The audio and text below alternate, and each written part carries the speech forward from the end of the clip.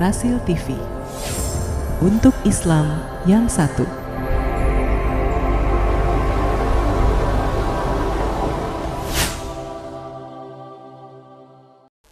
Radio Silaturahim dan Rasil Visual masih bersama dengan Bapak Happy Trenggono. Beliau adalah pemimpin Gerakan Beli Indonesia, pengusaha sawit, dan juga Presiden IIBF, Indonesian Islamic Business Forum. Baik, sudah ada pertanyaan masuk. Ini pertama dari Bapak Mulyadi di Depok. Saya sudah beberapa kali menghubungi Pak Happy, tapi kok tidak ada respon. Beberapa bulan yang lalu, saya WA dan SMS beberapa kali. Tidak ada respon dari Pak Happy. Bagaimana ini? Iya. Saya sih nomor itu satu, Mas. Jadi nomor saya itu kan itu ya, yang satu mungkin dia dapat nomornya, apakah nomor asisten saya atau nomor saya ya. Gitu. Cuman kalau WA itu memang kan grup itu banyak, kita mau keluar nggak enak gitu kan. Tapi akibatnya itu yang namanya japri itu kan geser ke bawah ya. Ya mohon dimaklumin, mainlah ke kantor. Ya, itu kan ada tim. Kalau di IBF di Depok itu banyak ya kader-kader kita gitu. Kalau bicara memang IBF ini kan kerjanya untuk membina para pengusaha ya, pengusaha-pengusaha gitu. Kita di Depok sih ada ketuanya juga, ada banyak kader di situ. Kegiatan-kegiatan, konsultasi gitu bisa. Kalau Depok alamatnya di mana? Depok itu ada di website kita itu. Ada ya? ibfindonesia.com, mestinya sih ada di situ. Ya. Assalamualaikum Pak Happy Trenggono, bagaimana sih caranya menjadi pengusaha? Ya, pertanyaan bagus itu kan. Kalau gimana caranya menjadi pegawai kan ngelamar ya kan. Ya kan, kalau ngelamar, jadi pengusaha ngirim CV. Kalau jadi pengusaha ya langsung mulai aja. Gitu, nggak perlu ngelamar gitu kan. Jadi dipikirkan apa namanya. Jadi gini, intinya gitu ya kan. Yang inti dari namanya perekonomian, intinya itu adalah perdagangan, gitu. Inti dari perdagangan itu, iya jualan, gitu. Jadi kalau mau jadi pengusaha, apa yang kita mau jual, gitu. Kalau sebagai pemula, gitu ya, saya selalu orang itu kan pengennya cepat, gede dan sebagainya. Itu yang kita yang kita justru akan kelamaan gitu nyampe ya. Saya selalu sampaikan, berpikirlah besar, bercita-citalah besar, mulailah dari yang kecil gitu, dan bertumbuhlah dengan cepat gitu. Jadi kita punya apa hari ini gitu. Kalau punya modal yang cukup dan sebagainya ya, kita bisa belajar dengan cara kerjasama dengan bisnis-bisnisnya yang udah jalan ya, misalnya ikut franchise atau apa segala macam gitu. Kalau kita punya terbatas ya mungkin kita bisa jualan produk-produk tertentu yang bisa kita modalin ya kan. Kalau kita sama sekali nggak ada, kita bantu jualin produk orang dulu gitu kan. Ya itulah udah jadi pengusaha gitu. Saat itu juga nggak perlu ngelamar gitulah kira-kira. Oke. Assalamualaikum Happy Trenggono, apakah kami bisa menjual reseller produk-produk dari Bapak Happy Trenggono? Iya dengan senang hati ya kan. Kita punya beberapa produk ya. Saya ada beberapa perusahaan dari mulai apa namanya, banyak lah gitu, dari mulai teknologi ya, kita juga ada. Tapi kan kita nggak jualan nih hari ini kan. Oke. Pak Happy Trenggono, apa betul sekarang daya beli masyarakat sedang berkurang? Nah, lalu bagaimana bisa menjadi pengusaha sedangkan daya beli masyarakat sedang berkurang? Iya. Jadi memang kalau kita lihat ekonomi hari ini ya, banyak retail tutup ya. Kita lihatlah, kita dengar juga gitu kan, apa namanya, pemain-pemain besar itu tutup. Kemarin saya bicara dengan perbankan gitu, teman-teman di bankers ya, teman-teman bankers. Itu pemain besar itu 50% itu kesulitan. 50%. Ya. Kemudian bicara dengan teman-teman yang ada di industri otomotif ya. Yang di Tangerang itu ada 2 pemain besar itu tutup. Dia pindah sih ke Cikarang gitu. Tetapi pindah itu karena pingin lebih murah gitu. Temennya yang kolaps banyak banget. Kemudian kita lihat di industri properti juga ya. Jadi kalau properti kalau kita developer hari ini bank lagi nggak ngasih gitu. Jadi OJK itu yang meminta untuk tidak ngasih dulu gitu. Ini bankers yang bicara ya. Jadi OJK minta kalau untuk perumahan dan sebagainya jangan dikasih dulu. Nah, ini sinyal apa gitu, tanda apa gitu.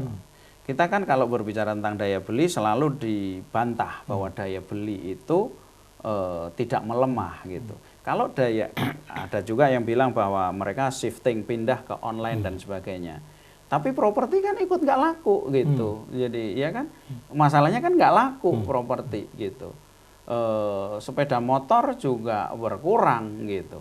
Nah jadi saya termasuk yang melihat bahwa daya beli itu kita memang dari waktu ke waktu dalam kurun waktu berapa tahun ini luar biasa dropnya gitu. Dan ditambah lagi kita lihat pajak ini kan luar biasa dikejar-kejar dan sebagainya dengan berbagai cara. Ada kita lihat HP pun mau dipajakin dan sebagainya gitu. Kalau tanda-tanda bahwa memang ekonomi itu lagi tidak kondusif ya gitu. Itu satu. Nah, apa yang harus kita lakukan sebagai pengusaha gitu. Jadi gini, ekonomi daya beli yang lemah di satu sisi gitu. Tetapi kan kehidupan di sisi yang lain itu kan nggak berhenti, ya. Tetap berjalan gitu. Nah, kita mesti pintar-pintarnya gitu. Saya kemarin ketemu dengan pengusaha Chrome gitu ya. Chrome itu dia melayani industri otomotif yang lagi susah gitu. Yang lagi susah. Jadi turun dia. Tetapi dia bisa menjaga dengan cara dia itu mengekspansi jumlah customer gitu. Jadi yang kecil ini dia jadi harus lebih rajin gitu. Itu ya cara yang paling gampang. Gitu. Tentu yang namanya usaha kan harus untung. Apakah salesnya kita mesti naikkan dengan segala cara, ataukah cost-nya yang kita itu turunkan. Yang penting tetap profit gitu. Itu satu hal. Yang kedua bahwa banyak juga sektor-sektor yang tidak terganggu sebetulnya. Walaupun daya beli turun itu kan orang tetap spending, tetap mengeluarkan pembelanjaan. Cuman dulu uang 1 juta itu bisa beli untuk semua gitu. Hari ini nggak bisa karena ada inflasi, ada harga naik dan sebagainya gitu kan.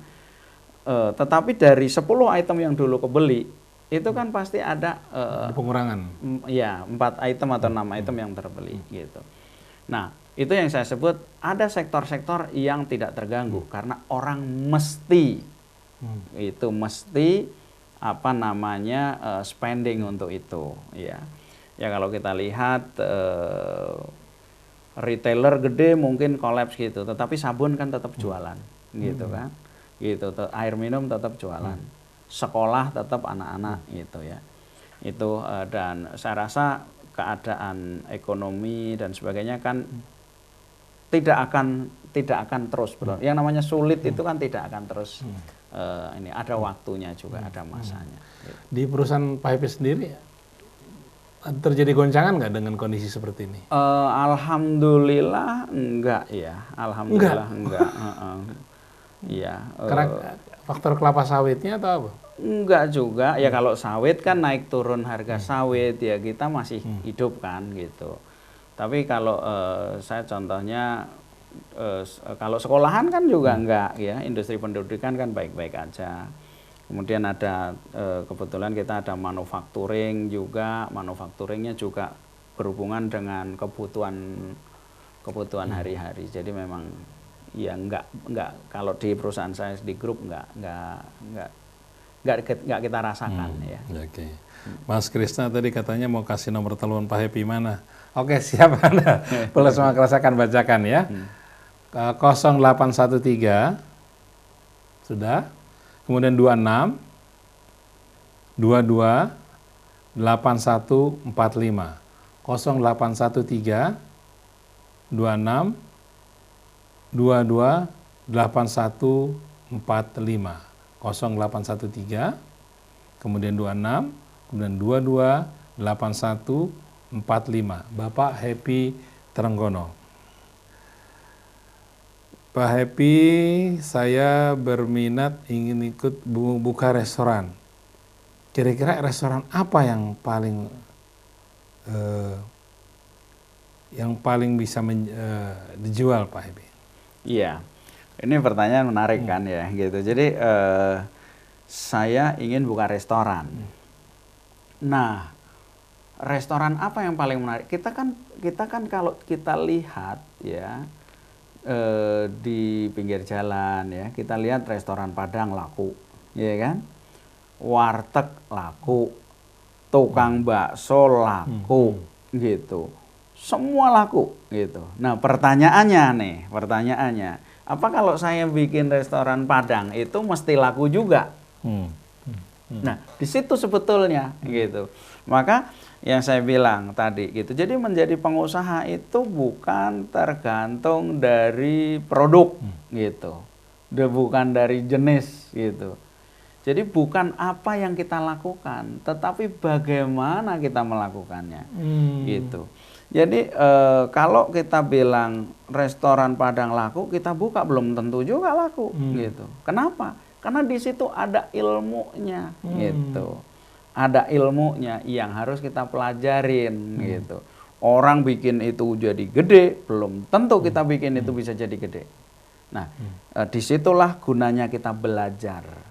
Jadi menjadi pengusaha itu persoalan karakter, persoalan kompetensi, persoalan pengalaman gitu.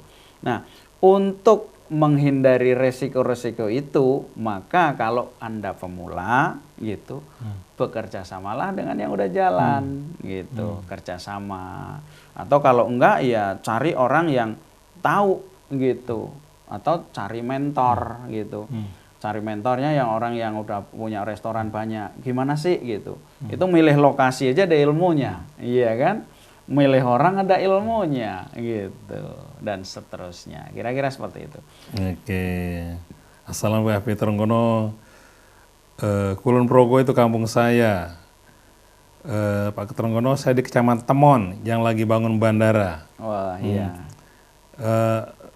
Terus lakukan di sana untuk beli Indonesia supaya Kulon Progo tambah maju terus. Alhamdulillah. Itu kalau di daerah bandara itu banyak dapat ganti rugi mahal-mahal, itu orang kaya gitu. baru banyak itu di situ. Ini Mungkin salah satunya itu. Dibangun bandara baru ya? Baru, iya. Jadi pembebasannya bertriliun-triliun. Nah, jadi di sana, tapi karena bupatinya kan canggih memang ya, bupatinya itu dokter, ya bupatinya dokter, banyak ngobrolnya sama IIBF tuh beliau, sama Gerakan Beli Indonesia. Jadi gimana nih Pak gitu. Jadi orang itu jual tanah gitu, nggak pernah ngimpi nih dapat duit itu katakanlah itu 1-2 miliar atau bahkan ada yang ratusan ya mungkin gitu, diarahkan sama bupatinya, jangan semua dibeliin mobil dong gitu. Ini kan gimana biar produktif gitu. Ya salam ya buat yang di Temon. Ibu Darman di Kulon Progo. Kulon Progo ya, wah, deket di semua desa itu. Temon. Temon ya, mudah-mudahan jadi kota maju itu. Oke. Pak Happy Trenggono, saya ingin bertanya, apakah pengusaha itu bakat atau memang bisa dipelajari? Ini pertanyaannya cerdas ini ya kan gitu. Kalau yang namanya jadi pengusaha itu bakat gitu ya, maka sekolah bisnis itu nggak diperlukan, iya nggak? Gitu ya, kenyataannya kan banyak sekolah bisnis, banyak ini gitu. Saya ada satu kenal lah gitu. Dulu ketemu saya 10 tahun yang lalu, ya. ketika 10 tahun yang lalu itu beliau itu umurnya 30 tahun. Ya. Pada waktu ketemu saya itu dia udah punya helikopter. Wih. Gitu. Usia 30 tahun. Nah, sekarang dia itu punya, saya dengar kemarin, dia punya bandara sendiri. Jadi belakang rumahnya itu dia airport, landasan pacu. Gitu. Ini sekarang usianya sekitar 42 ya, 42 tahun. Nah, anak ini itu kalau dilihat riwayatnya itu nggak pernah ada asal-usul dari jadi pengusaha itu nggak ada. Ada. Karir terakhirnya itu dia tuh sopir gitu, sopir truk. Ya. Oh gitu? Iya, ini di Indonesia nih, ada nih gitu ya. Nah, tapi karena dia itu tekun gitu, jatuh bangun, dia ngikutin, dia kerja dulu, dia ngikutin bagaimana perusahaannya itu melakukan suatu, ya dia lakukan, dia mulai, akhirnya luar biasa sekali. Sekarang ya triliuner lah gitu ya. Jadi kalau orang punya jet pribadi sering kita dengar lah, orang punya helikopter punya dengar, tapi dia punya jet pribadi, bandaranya itu di belakang rumah dia. Gitu. Nah, itu anak Indonesia, itu usia 40 tahun. Di Pulau Jawa apa di Kalimantan apa di mana itu? Ya, kalau saya sebutin nanti nggak enak teman-temannya. Nah, artinya bahwa itu sesuatu yang bisa dipelajarin. Dia dulu taunya nyopir gitu ya kan, bakat nggak ada ceritanya gitu. Jadi menjadi pengusaha itu sesuatu yang bisa dipelajari. Dan untuk bisa belajar Anda harus hidup di tengah-tengah para pengusaha. Jadi sangat sulit sekali kalau kita itu hidup sendirian, kita nggak pernah ngobrol sama orang, ya itu sangat sulit sekali lah ya. Jadi makanya kalau ada bapaknya tentara, jenderal, ya anaknya banyak jadi jenderal, iya kan? Karena mentornya ada. Nah, banyak bapaknya pengusaha hebat, anaknya pengusaha hebat. Nah, kalau kita gitu, bapaknya pegawai negeri, emaknya itu ibu rumah tangga, gimana? Ya kita ikut bergaul lah, ya. Gitu. Kata Rasul, kalau kamu ingin lihat seorang, lihat dengan siapa dia bergaul, ya kan? Jadi kita bergaul, mulai di IBF ini kan kita ngumpulkan teman-teman untuk saling berbagi. Jadi sebagai pengusaha ketika kita ketemu itu kita berbagi masalah gitu kan, jangan berbagi pamer gitu. Kalau banyak ya perkumpulan cuman pamer aja, aset saya sekian. Kalau di IBF enggak gitu, IBF kan bangun karakter, kita nggak usah pamer kekayaan lah gitu. Kita justru di sini bicara tentang kesulitan kita, tantangan kita, jadi saling bisa berbagi di situ untuk saling bisa belajar gitu. Oke. Gitu. Assalamualaikum Pak Happy Trenggono. Kami pernah membaca Pak Happy dulu katanya waktu muda punya utang sampai puluhan miliar. Sedangkan saya punya utang 300 juta aja udah bertahun-tahun belum terbayar. Bagaimana caranya agar hutang ini bisa terbayar dari hamba Allah di Cipinang? Iya. Jadi dulu kita waktu siaran pertama kali nih di Rasil ya.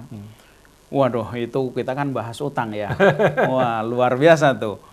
Itu dalam waktu 3 bulan itu yang namanya SMS itu terus 700-an dah gitu. Waktu di sini aja ratusan gitu sampai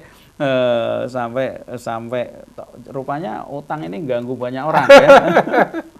Nah, saya ketemu di Rasil itu ada orang yang utangnya 200 miliar. Ya. 200 miliar. Ada yang utangnya itu 2 juta ya. 2 juta. Ya. Nah, tapi uniknya begini. Ini pendengar Rasil nih dua-duanya. Yang 200 juta itu ngobrol enak gitu. Ya, ngobrol enak, ya kan? Gitu. Kelihatannya juga dia masih mau buka ini lagi, usaha lagi gitu kan. Nah, tapi yang 2 juta itu dia itu minta fatwa ke saya, fatwa bunuh diri. Ini pendengar Rasil nih, tanggung jawab antum ini. Kenapa? Udah pusing karena ditagih. 2 juta mau bunuh diri, yang 200 miliar iya, malah tenang-tenang aja. Tenang-tenang aja gitu. Jadi saya bilang gitu, kalau kita ngomong orang terlilit utang gitu, yang terlilit utang yang mana nih? Gitu.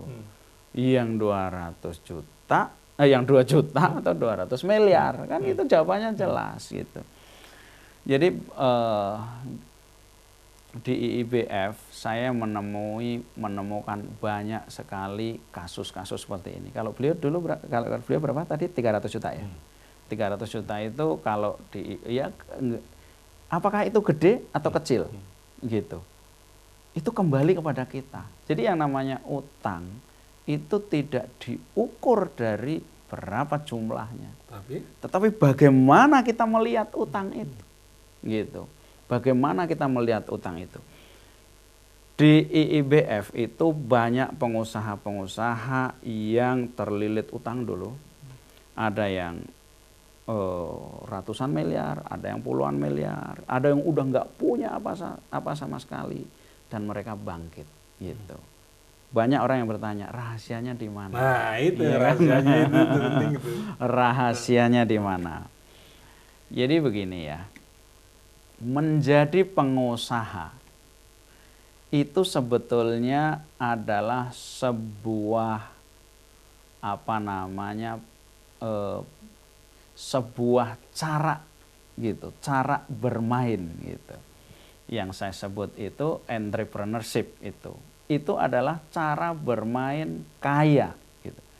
Maka Rasul mengatakan kaya dan miskin tidak diukur dari jumlah harta yang dia miliki gitu. Jadi Rasul itu mengatakan tidaklah aku sebut seseorang itu kaya karena hartanya.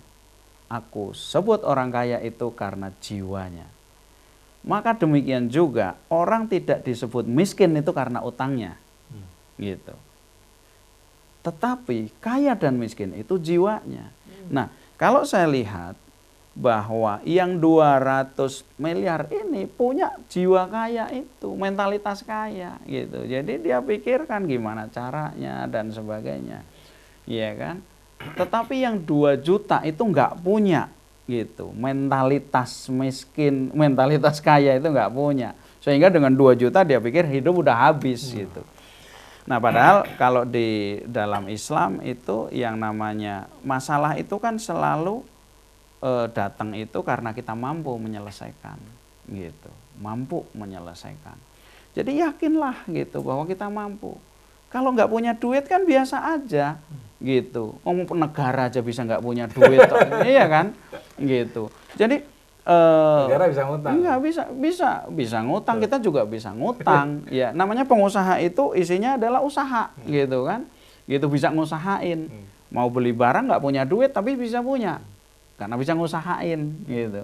Nah, apalagi ini cuma 300 miliar ya. Saya kasih ada satu hadis begini bunyinya. Seseorang yang berhutang dan berniat untuk melunasi, maka Allah mudahkan. Allah mudahkan dalam melunasi dia. Gitu. Niat melunasi. Jadi kalau Allah itu mau mudahkan, nggak mungkin nggak bisa dilunasin. Itu intinya. Nah, tapi pertanyaannya, apakah kita itu benar-benar punya niat gitu untuk melunasi utang? Ini yang menjadi persoalan gitu. Karena banyak ya orang ketika ditagih itu kita udah, wah mana saya juga enggak, ya kan? Gitu. Enggak ada buktinya mana, bukan sekian, ributnya aja. Kenapa? Mungkin kita secara tidak sadar kita sedang meniadakan niat gitu. Ya, tapi kalau kita niat, kita doa, enggak ada ceritanya gitu. Yang namanya hadis, yang namanya ayat itu kan pasti gitu. Jadi saran saya 2, ambil niat gitu, kuatkan niat, luruskan niat benar-benar untuk melunasi. Yang 2, bangun mentalitas kaya. 300 orang ada yang 300 miliar aja bisa, bukan cuma lunas, bisa berhasil, iya kan? Tapi saya siapa? Sudahlah, Anda lebih hebat. Sopir truk aja itu bisa punya lapangan pesawat terbang sendiri kok. Iya, gitu. Bedanya mental kaya dengan mental miskin apa sih? Itu dia. Mental kaya itu adalah lawan katanya mental miskin gitu. Jadi sederhana gitu. Kalau saya ingin tanya nih, Tat, jualan itu mental kaya atau mental miskin? Mental kaya. Mental kaya. Oke. Sedekah mental kaya, mental miskin. Mental kaya. Jadi yang mental miskin itu pelit tadi kan. Kemudian bangun pagi, Mental kaya. mau ketemu orang, Mental kaya. mau bayar utang, Mental kaya. niat utang, niat bayar utang, Mental kaya. mental kaya. Itulah gitu. Nah, yakin bahwa kita bisa menyelesaikan persoalan, mental kaya gitu. Yakin bahwa Allah akan perjalankan kita, itu mental kaya. Jadi Islam ini kan konsepnya husnul khotimah. Perjuangan kita, perjalanan kita bisa sulit, awalnya sulit, hari ini sulit, besok bisa lebih sulit. Iya kan? Gitu. Tapi lusa ada hari-hari yang indah. Itu namanya husnul khotimah gitu. Jadi mental kaya itu sesederhana itu gitu. Cuman kita itu lupa gitu. Ketika kita itu punya pikiran nih, wah ini ada orang nawarin, tapi kita udah tutup sendiri. Nggak mungkin Nah itu gitu. Jadi kita bangun mental miskin. Kita mau ketemu orang, wah Pak Epi di SMS ini 2 kali nggak balesin, berarti Pak Epi itu, ya mungkin, iya kan? Nah, ini jangan dibangun gitu. Saya dulu, saya itu ada perlu gerakan Beli Indonesia itu kan ketemu dengan saya itu ya cerita ya. Saya sendiri kan tidak semua orang itu bisa saya temuin dengan mudah gitu ya. Gerakan Beli Indonesia dulu saya tuh pengen ketemu Pak Habibie. Ya banyak lah yang mau mempertemukan, nggak saya kirim surat lah gitu. 3 kali itu, 2 kali saya suratin itu nggak ketemu sama beliau. Saya itu mau bicara. Ya dulu lah, sekarang kan udah beda ya. Kemudian surat terakhir saya tanya, saya bilang itu Pak Habibie gitu, mungkin Bapak sibuk, tapi suatu saat kita akan ketemu lah Pak. Gitu ya. Yakin aja ya? Yakin aja gitu. Nah Allah berjalankan gitu. Ketemu itu pas kita diminta untuk bantuin proyek pesawatnya, itu untuk crowdfunding ya, waktu itu butuh 10 triliun. Gitu. Jadi saya ketemu Pak Habibie akhirnya itu benar-benar ngobrol itu di atas panggung. Benar ngobrol gitu. Wah, dulu begini, wah. Iya. Jadi memang apa namanya? Ya jangan menghakimi diri sendirilah gitu ya. Kalau kita belum berhasil, kalau kita masih sulit. Percayalah mungkin Allah punya skenario yang lain dan sebagainya ya. Baik, ini tapi SMS banyak masuk nih. Assalamualaikum Pak Happy Terkono. Banyak orang mau berusaha tapi dia bilang terkendala modal. Saya sudah 4 tahun ini berusaha tanpa modal. Jika ada teman-teman yang mau usaha tapi terkendala modal, insya Allah saya bisa sharing tipsnya. Boleh hubungi saya 087800062236 dari Emir Sadikin. Wah, keren itu ya, berbagi ilmu ya. Bapak Happy Terenggono, bagaimana solusi bila usaha kita macet karena uang di tangan orang-orang, semisal usaha kreditan? Terima kasih atas penjelasan dari agar terbuka hatinya, mohon tausiahnya. Dari hamba Allah di Magelang. Iya, jadi memang jualan tuh sulit ya, tapi lebih sulit lagi nagih gitu. Jadi makanya ini kan jadi ilmu ya kan. Ada yang namanya risk management ya kan. Jadi kalau kita hampir semua usaha-usaha itu kalau urusan kita terlalu gampang memberi utang itu, kita juga bisa dapat persoalan di situ. Ya, karena itu butuh keahlian sendiri. Tapi kalau tips saya kalau ada utang di luar, ada piutang di luar gitu, rumusnya itu 2 gitu, rumusnya. 1 gitu adalah kita menagih dengan istiqomah gitu. Jadi istiqomah aja, kirim orang, tanyain setiap minggu, setiap bulan, setiap minggu lah, setiap 2 minggu terus begitu. Yang kedua gitu, bikin dia tuh sungkan gitu. Jadi jangan bikin dia marah gitu. Jangan dibikin malu gitu. Udah deh, itu aja. Ini kesalahan kita karena kita mungkin waktu ngasih utangan itu nggak pakai perhitungan yang matang gitu. Saya sendiri ngalamin banyak ya, sering juga gitu. Tapi alhamdulillah yang namanya piutang itu banyak yang tertagih daripada tidak. Nah, ke depan ya kita perbaikilah cara kita berbisnis ya gitu.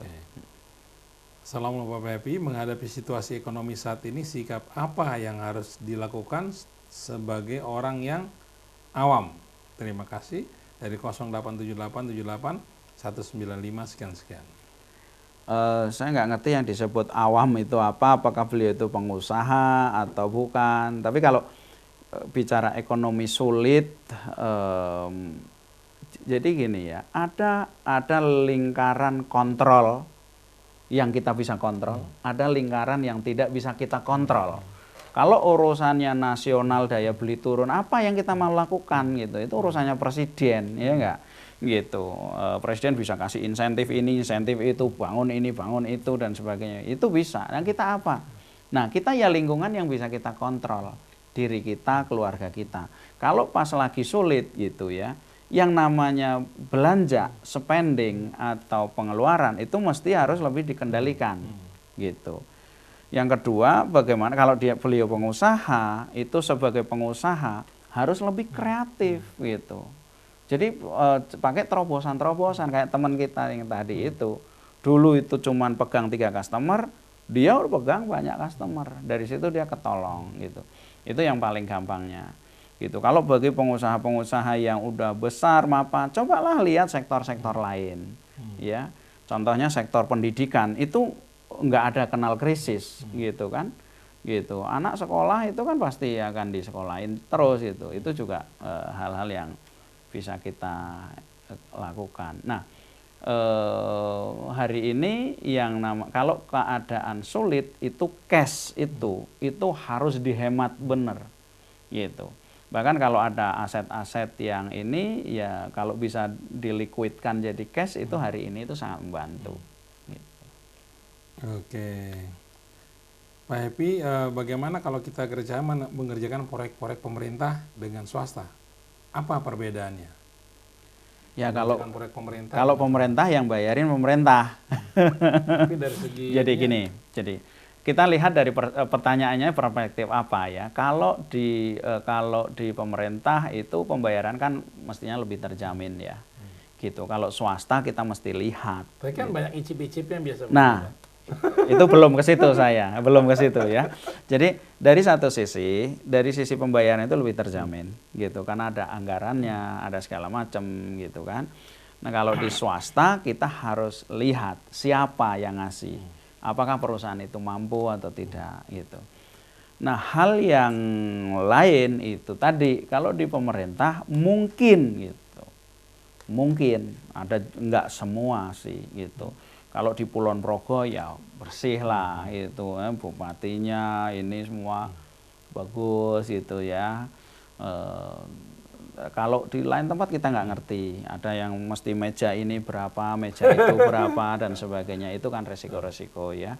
Gitu. Bagi sebagian besar kita tidak melakukannya. Kalau bisnis pakai nyogok kan kita nggak boleh ya, nggak ada keberkahannya. Kalau di swasta ya agak kurang lah yang kayak gitu. Walaupun tidak semua swasta juga bersih ya, ada juga yang begitu. Jadi ya ginilah intinya, lakukan apapun dengan pertimbangan resiko gitu, resiko yang termanage, dan selama halal itu lakukan. Mau negeri, mau swasta, itu selama halal ya dilakukan saja ya.